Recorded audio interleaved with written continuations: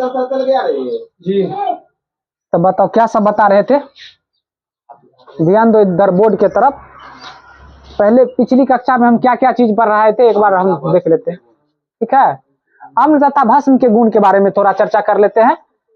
अम्ल तथा भस्म के गुण ना, अम्ल तथा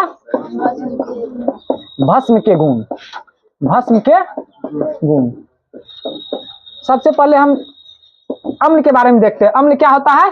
स्वाद में खट्टा होता है, जबकि भस्म क्या होता है? स्वाद में कड़वा या तीखा होता है। ये अम्ल का क्या हो गया? पहला गुण हो गया। अम्ल का क्या हो गया? पहला गुण हो गया। इसके बाद हम बताए थे सिरका के बारे में, बताए थे 6 से 8% एसिटिक अम्ल को क्या कहा जाता है? सिरका कहा जाता है। उसके बाद हम टेबल बता करके बताए थे, कुछ पदार्थ लिए थे प्राकृतिक पदार्थ, उसमें देखे थे कौन सा अम्ल उपस्थित रहता है। जिस प्रकार सेब में क्या होता है रे? मेलिक अम्ल होता है, दही में लैक्टिक अम्ल होता है, सिरका में एसिटिक अम्ल होता है ना। पूरा से हम ये चीज बता दिए थे। उसके बाद अम्ल और भस्म के दूसरा गुण में बताए थे कि कुछ अम्ल क्या होते हैं? विषैले होते हैं, और कुछ अम्ल क्या होते हैं? तीव्रनाशक यानी संक्षारक होते हैं। बताए थे कि नहीं बताए थे? तीव्रनाशक में मतलब विषैले में क्या होता है? विषैले में क्या बताए थे? जैसे कार्बोनिक अम्ल हो गया H2CO3, उसको फिनॉल भी कहते हैं, ये क्या होता है? विषैले होते हैं। अब तीव्रनाशक यानी फास्ट से मतलब रिएक्ट अभिक्रिया मतलब कर लेता है, यानी तीव्रनाशक का मतलब हो गया कि आपके शरीर पर अगर पड़ जाएगा वो तो क्या हो जाएगा? जला देगा। तो इसमें क्या हो जाएगा? तीव्रनाशक में H2 सल्फ्यूरिक अम्ल हो जाएगा, H2SO4 होगा कि नहीं हो जाएगा? उसके बाद हाइड्रोक्लोरिक अम्ल HCl हो जाएगा, नाइट्रिक अम्ल हो जाएगा, होगा कि नहीं होगा? ये सब क्या है? तीव्रनाशक है। ये सब क्या है? तीव्रनाशक अम्ल है।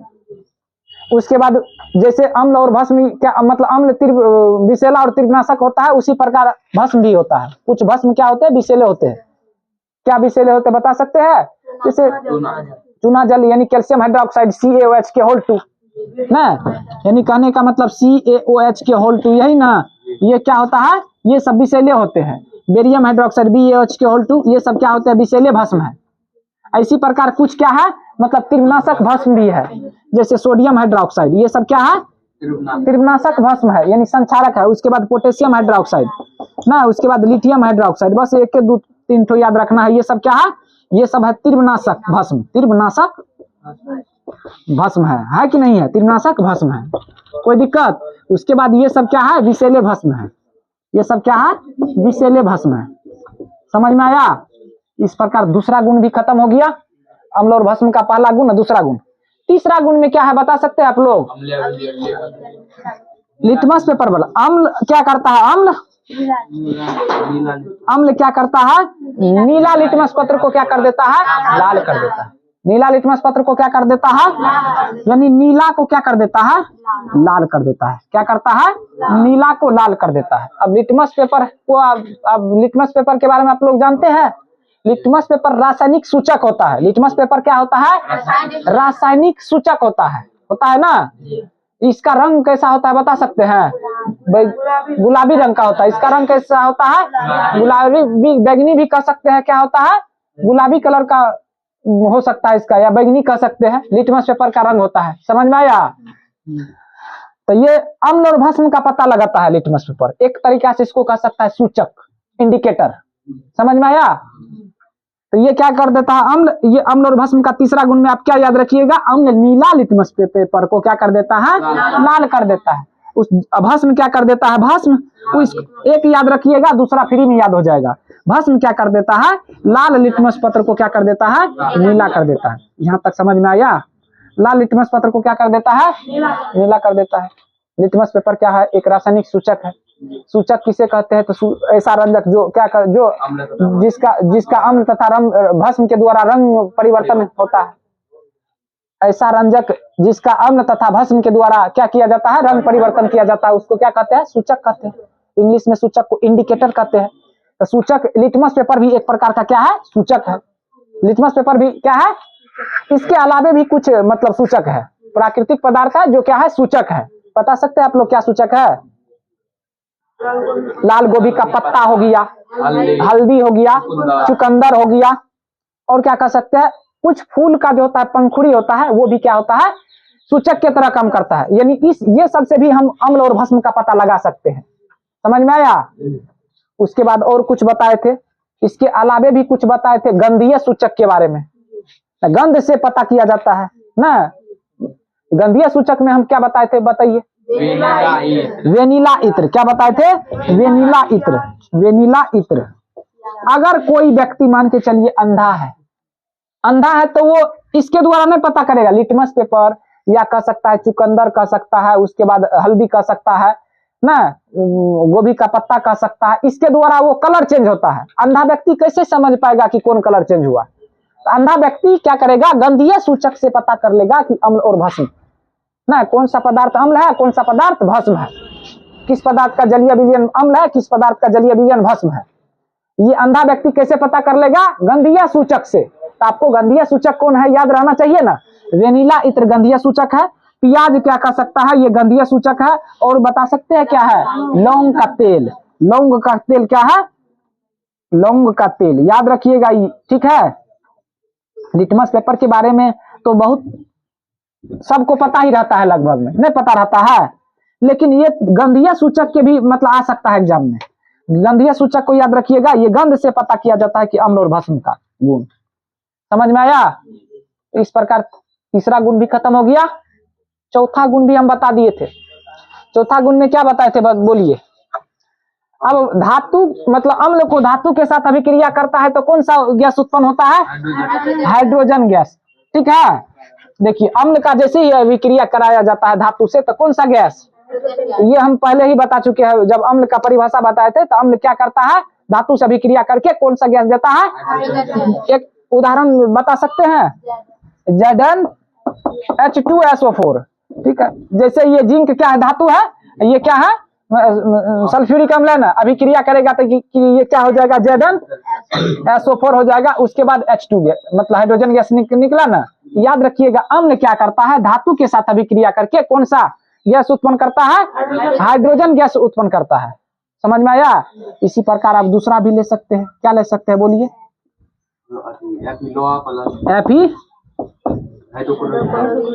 HCl, यही ना, तो क्या हो जाएगा बोलिए? क्या हो जाएगा? FeCl2 हो जाएगा। और उसके बाद क्या हो जाएगा? H2, hydrogen gas. होगा कि नहीं होगा? तो यहाँ पर क्या देखें, ये धातु है, ये अम्ल है, अभिक्रिया किया था हाइड्रोजन गैस। इसी प्रकार भस्म के बारे में हम आपको बताए थे। सामान्यतः भस्म जो है ये धातु से अभिक्रिया नहीं करता है। ज्यादातर भस्म क्या होता है, सामान्यतः भस्म धातु के साथ अभिक्रिया करता ही नहीं है। समझ में आया? लेकिन कुछ है, कुछ धातु के साथ अभिक्रिया करता है भस्म, बहुत ज्यादा नहीं है। आपको ये बहुत इंपॉर्टेंट हो जाता है। सामान्यतः भस्म धातु के साथ अभिक्रिया नहीं करता है, लेकिन दो धातु को आप याद रखिएगा, इसको कभी नहीं भूलिएगा। पहला जिंक और दूसरा एल्युमिनियम। वैसे भस्म धातु के साथ अभिक्रिया नहीं करता है, लेकिन आप ये दो गो धातु करता है, दो गो धातु के साथ कर लेता है अभिक्रिया। ये इंपॉर्टेंट हो गया कि नहीं हो गया? अगर एग्जाम चाहेगा टफ क्वेश्चन बनाए तो आपको यही दे देगा। आपको पता है कि सामान्यतः भस्म धातु के साथ अभिक्रिया नहीं करता है, लेकिन ये जिंक और एल्युमिनियम ऐसा धातु है, ये क्या कर देगा? क्वेश्चन आपको आएगा HCl ये क्या है? अम्ल है, सोडियम हाइड्रोक्साइड। ये क्या है? भस्म है। क्वेश्चन आ जाएगा HCl और NaOH किस धातु के साथ अभिक्रिया करता है, बता सकते हैं? अगर इस तरीका से क्वेश्चन पूछ दिया जाए कि HCl यानी हाइड्रोक्लोरिक अम्ल और सोडियम हाइड्रोक्साइड किस धातु के साथ अभिक्रिया करता है, एक नंबर में दे देगा जिंक, 2 नंबर में दे देगा आपको कुछ से कुछ दे दे, यानी क्या कह सकते हैं, लोहा कह सकते हैं, निकेल कह सकते हैं, कैल्शियम कह सकते हैं। बताइए, हाइड्रोक्लोरिक अम्ल और सोडियम हाइड्रोक्साइड ये अम्ल है, ये भस्म है, तो किसके साथ अभिक्रिया करेगा? ये दोनों जिंक के साथ। आप जानबे करते हैं हाइड्रोक्लोरिक, ये अम्ल जो है अम्ल धातु के साथ अभिक्रिया करता ही है, अम्ल धातु के साथ अभिक्रिया करता ही है। अम्ल तो इससे, ये जो हाइड्रोक्लोरिक अम्ल इससे भी कर लेगा, इससे भी कर लेगा, इससे भी कर लेगा, इससे भी कर लेगा कि नहीं कर लेगा? लेकिन समस्या ये न हो जाता है ये भस्म है। अब भस्म सभी धातु के साथ अभिक्रिया नहीं करता है, भस्म सभी धातु के साथ अभिक्रिया नहीं करता है, लेकिन दो गो ऐसा धातु है जिसके साथ कर लेता है, दो गो ऐसा धातु है जिसके साथ अभिक्रिया कर लेता है, करता है कि नहीं? तो वो कौन सा धातु है? जिंक। तो यहाँ पर जिंक जो है ये NaOH भी अभिक्रिया कर लेगा, उसके बाद हाइड्रोक्लोरिक अम्ल भी अभिक्रिया कर लेगा। तो दोनों जिससे अभिक्रिया करेगा वही ना ऑप्शन को लेंगे। इस तरीके से फंसा देगा आपको एग्जाम में। आप सोचिएगा कि ये क्या है, तो याद रखना है ये कि अम्ल है, ये भस्म है। अम्ल और भस्म देखना है कि ऐसा धातु जो दोनों के साथ अभिक्रिया करे, लेकिन ये अम्ल जो है ये तो सबसे कर लेगा, भस्म सबसे करेगा। यहाँ पर भस्म दो गो धातु का नाम बोलिए, ऐसा दो धातु का नाम बोलिए जिससे भस्म अभिक्रिया कर लेता है, जिंक और भूलो कीजिएगा इसको कभी भी, इसको कभी नहीं भूलना है, केवल दो ये को याद रखना है। दो धातु ऐसा है जिंक और एल्युमिनियम जिसके साथ भस्म अभिक्रिया कर लेगा। अब कहिए भस्म धातु के साथ अभिक्रिया किया ना, दो ये गो के साथ किया, लेकिन किया ना, तो कौन सा गैस देगा? हाइड्रोजनिक गैस देगा। कौन सा गैस उत्पन्न करेगा? हाइड्रोजनिक गैस क्या होगा? उत्पन्न होगा। समझ में आया? तो क्या समझे कि अम्ल धातु से अभिक्रिया करता है तो कौन सा मतलब गैस? भस्म भी करता है तो, लेकिन सब भस्म मतलब सब भस्म जो है सब धातु के साथ नहीं करता है, लेकिन दोनों को धातु के साथ करेगा ना तो हाइड्रोजनिक गैस उत्पन्न करेगा। समझ में आ गया? आपका चौथा गुण समाप्त हो गया कि नहीं हो गया?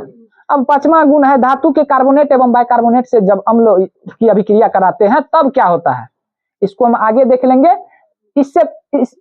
इसको हम अगला क्लास में देखेंगे, लेकिन थोड़ा सा यहाँ पर क्रियाशीलता श्रेणी के बारे में इसको भी देख लेते हैं।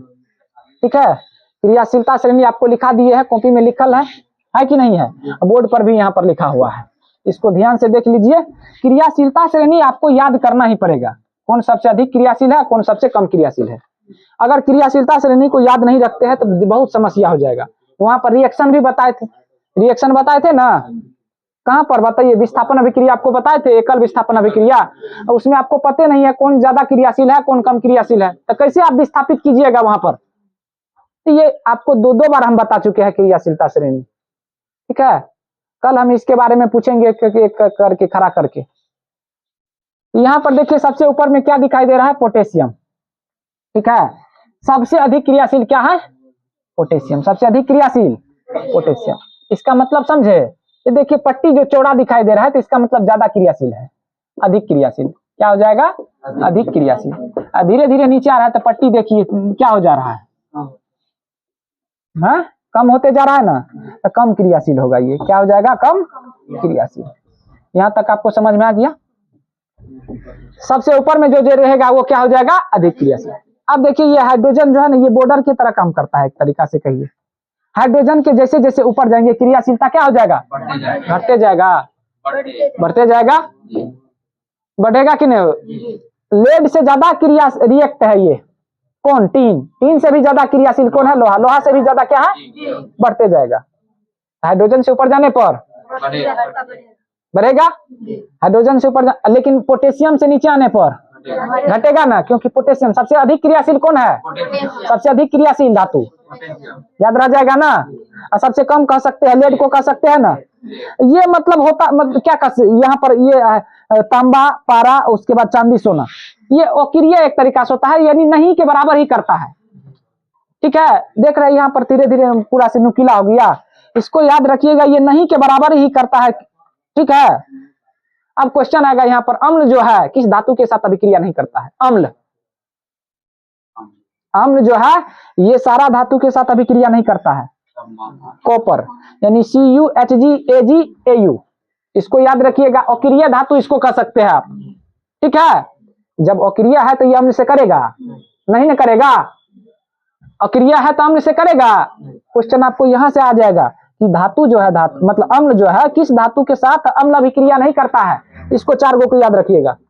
इसके नीचे में वो प्लेटिनम भी आता है, प्लेटिनम को आप याद रख लीजिएगा। इससे अम्ल अभिक्रिया नहीं करता है, लेकिन एगो खचरा अम्ल है, क्या है उसका नाम? नाइट्रिक अम्ल कर लेता है, अपवाद में याद रखिएगा। ठीक है, जितना भी अम्ल है क्या करता है? ये अभिक्रिया नहीं करता है, ये अक्रिय धातु है। इससे तो करबे करेगा अम्ल अभिक्रिया। ठीक है, ये अक्रिय है, इसीलिए याद रखिएगा धातु मतलब अम्ल इसके साथ अभिक्रिया नहीं करता है। लेकिन इसके बाद भी एक अपवाद है। कौन अपवाद है? नाइट्रिक अम्ल इससे कर लेता है अभिक्रिया। तो समझ में आ गया। हम कल आपसे क्वेश्चन पूछेंगे हाइड्रोजन से ऊपर जाने पर क्रियाशीलता। अब किसी का पूछ देंगे, 2 को दे देंगे, पूछ देंगे कि मतलब इनमें कौन सबसे अधिक क्रियाशील है, कौन सबसे कम, बताइएगा ना। हम कहेंगे अम्ल जो है, अम्ल इससे अभिक्रिया करेगा, इस धातु से कर लेगा, इससे करेगा, ये 4 गो से करेगा। तो आपके सामने कल ये बोर्ड पर छपा हुआ नहीं रहेगा। ठीक है कि आप देख करके बता दीजिएगा। आप इसको याद कर लीजिएगा, तांबा, पारा, चांदी, सोना अम्ल इससे अभिक्रिया नहीं करता है, लेकिन एक अम्ल है कर लेता है, नाइट्रिक अम्ल। ठीक है, तो बता दीजिएगा कल, नहीं बताइएगा। कल हम आते हैं तब हम अगला गुण बताएंगे अम्ल तथा भस्म के। ठीक है, रहने देते आज यहीं तक। लेकिन क्रियाशीलता श्रेणी को आप घर जाकर के पूरा से इस पर मेहनत कीजिए, 2-4 बार कॉपी में लिख करके आइएगा, तब याद आपको हो जाएगा। क्योंकि हम एक बार पढ़ा चुके हैं, वहां रिएक्शन जब बता रहे थे, एक बार क्रियाशीलता और बताइए, दूसरा बार है कि नहीं है। चलिए रहने दीजिए यहीं तक।